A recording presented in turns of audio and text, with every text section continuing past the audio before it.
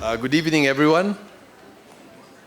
Standing on the protocol observed, Patrick, Keith, the entire Q-Sourcing team, distinguished guests, partners, and friends, thank you for this warm welcome. I'd like to take a minute to have a special recognition of Mzee Dr. Ben Mbonye, the father of Patrick. He's a special friend of mine, and I would like you to give him a big round of applause.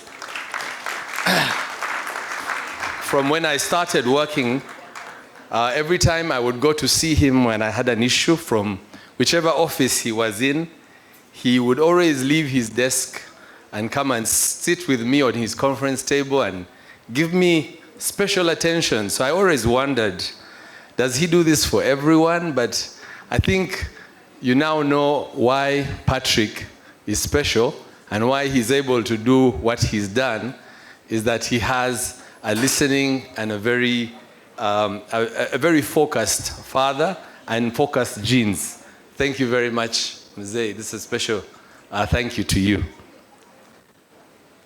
It's an honor to stand here as your guest on this milestone night. 20 years is no small thing. In our part of the world, building something that lasts that long through the ups and downs and all the challenges is something worth celebrating properly. So first, congratulations, Patrick, and the entire team. I have watched this journey from a bit of a distance, but closely enough to respect what you've built, Patrick. You started with a clear-eyed bet on people when many others were still chasing quick formulas.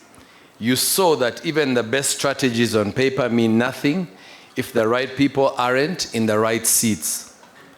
Motivating and growing, that focus has taken you from a small consulting outfit to a regional force that is real. A big round of applause.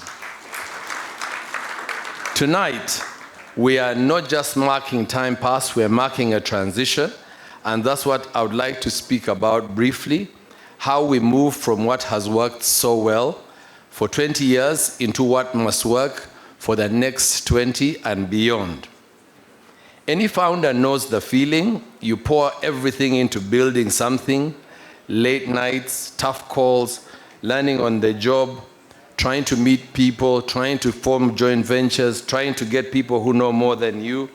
It grows, it succeeds, but at some point you realize that the very thing that got you here, the founder-driven energy that hands on the way of doing things every day, can only become a ceiling if you do not evolve and grow with it. I personally have seen the version of this in some of the work I have done, and I know that at some point you have to pass it on to a professional team who knows what they are doing. Patrick, I assure you that that's also a process, that's one where you have to learn and you have to get used to it. Professional teams, if focused with the right KPIs, can be quite successful. They can actually beat you and they can do better on the numbers than yourself. However, where you need to stay and keep the eye on things is about how they face challenges and how they face headwinds, because that's where they will really need your guidance as the founder.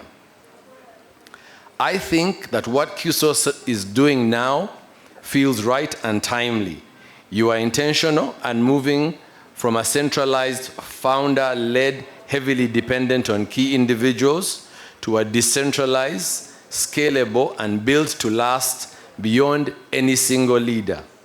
It's not about stepping away, it's about building something that can stand stronger even when the founders are less in the day-to-day.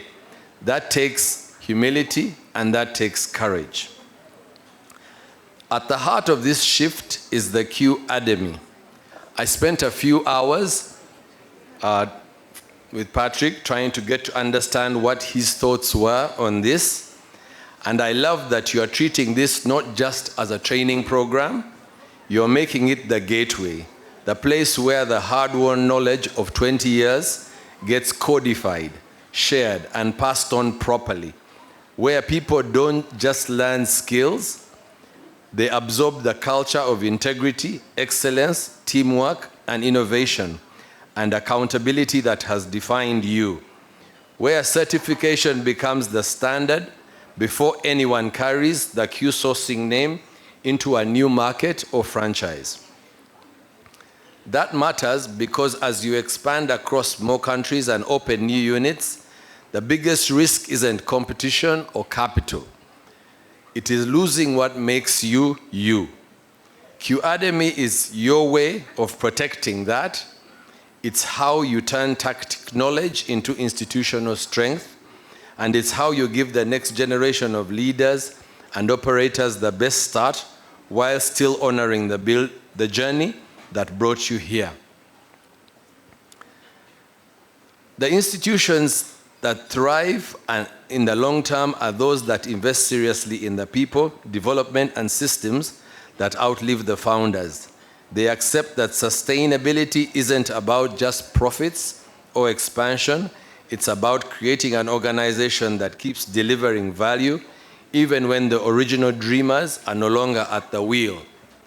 So, tonight as we launch the Q-Ademy, I want to say this. This is a proud and hopeful moment.